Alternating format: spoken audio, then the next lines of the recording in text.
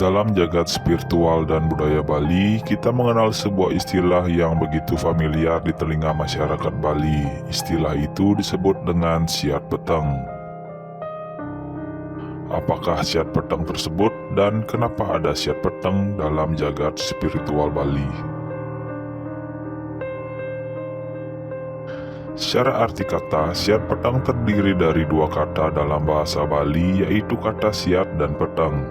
Siat berarti pertarungan, sedangkan peteng berarti malam. Sehingga siat peteng dapat diartikan sebagai sebuah pertarungan antara dua belah pihak atau lebih yang dilakukan pada malam hari.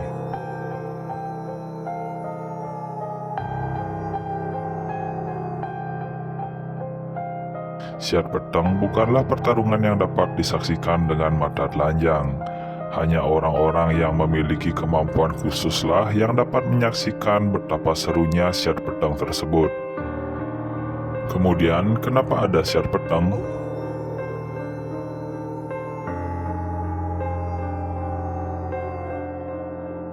Ada banyak hal yang membingungkan dari siat peteng. Siat peteng bukanlah pertarungan yang dapat dilihat secara nyata, karena pertarungan ini berada pada suatu dimensi yang berbeda namun masih berdampingan dengan dimensi ini.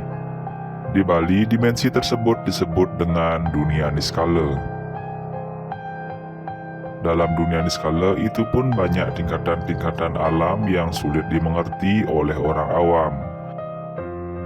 Hanya orang-orang yang mendalami ilmu spiritual yang dapat memasuki ataupun mengerti tentang dunia niskala tersebut. Kembali ke pertanyaan, kenapa ada siat peteng?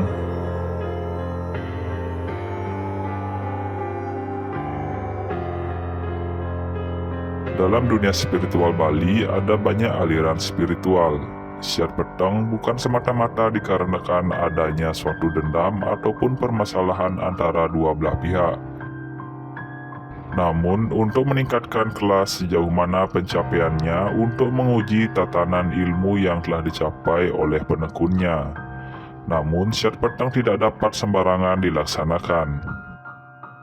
Ada ajakan atau tantangan, pelaku, waktu, dan tempat yang pasti sulit diketahui banyak orang. Terdapat banyak pantangan, larangan, dan hal-hal yang bersifat niskala yang sangat sulit untuk dipahami.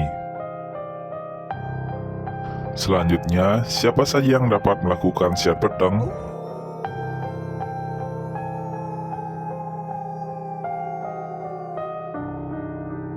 Siat peteng dapat dilakukan oleh mereka para penekun ilmu kebatinan tipe kawisesanan.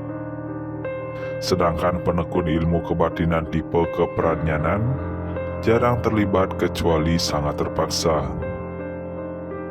Mereka yang ingin menguji kemampuannya akan membuat tantangan dengan pihak yang ingin diajak siat peteng.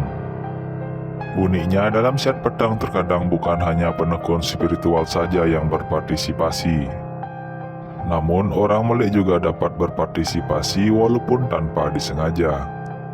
Melek adalah sebutan bagi orang-orang yang memiliki kemampuan spiritual bawaan sejak lahir. Mungkin karena dulunya pada kehidupan sebelumnya, orang-orang melek mempunyai pengetahuan yang tinggi sehingga tanpa sadar dapat terlibat siat peteng, bahkan tanpa mempelajari suatu ilmu kebatinan. Selanjutnya, apa yang akan terjadi jika kalah dalam siat peteng?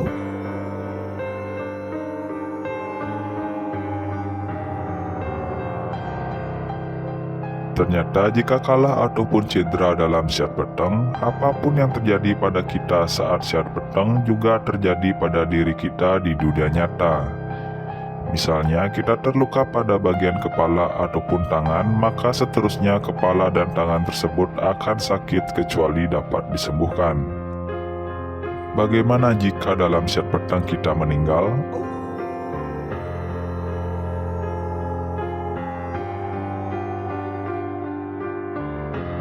Hal itu pun akan terjadi di dunia nyata, tetapi peserta dapat meminta tempo, misalnya peserta itu akan meninggal setelah anak terkecilnya sudah dewasa. Dalam siat peteng juga terdapat wasit dan dokter. Wasit bertugas mengatur pertarungan agar tidak terjadi kecurangan, dan dokter bertugas merawat luka-luka yang diderita oleh peserta siat petang. Dan yang terakhir, bagaimana menghindari siat petang?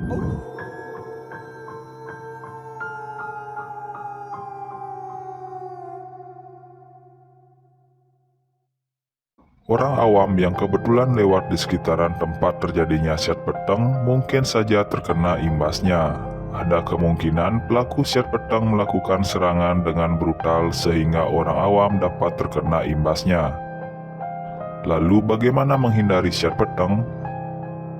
Menghindarinya bisa dengan selalu berjalan di jalan kebenaran, selalu sembahyang, mengembangkan sifat yang ulas asih, selalu waspada, dan selalu berpikir positif. Peperangan yang sebenarnya dan paling sulit diselesaikan adalah peperangan dengan diri kita sendiri. Kita berperang melawan sifat-sifat negatif dalam diri kita, seperti marah, dendam, iri hati, dan kesombongan. Sifat-sifat negatif inilah yang akan menutupi saluran untuk menghubungkan diri kita pada suatu realitas tinggi, yaitu Tuhan.